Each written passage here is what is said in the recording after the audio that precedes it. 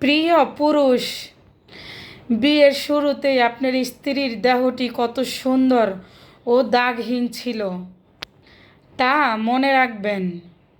আপনি তাকে ভালোবাসলেন, আর সে আপনার সন্তানের মা হবার পরেও আপনি তাকে একই রকম ভালোবাসবেন এবং ওই রকম সুন্দরীই ভাববেন, কারণ তিনি আপনার সন্তান জন্ম দিয়েছে। এর জন্য নিজের শরীর ক্ষতি হবে সেটা ভাবিনি। তার সৌন্দর্য কখনো নষ্ট হবে সেটাও ভাবিনি। সে মোটা হয়ে যাওয়ায় তার সম্পর্কে কোনো অভিযোগ করবেন না। সন্তানের প্রতি অগাধ ভালোবাসায় তার নিজেকে তুচ্ছ করে তুলেছে।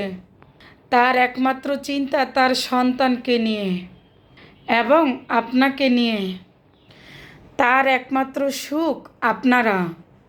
মনে রাখবেন, আপনার স্ত্রীর এই পেটটি একসময় মলিন ও মসৃণ ছিল ও মেদহীন ছিল। আপনার সন্তানদের 9 মাস সে আলিঙ্গন করে রেখেছে।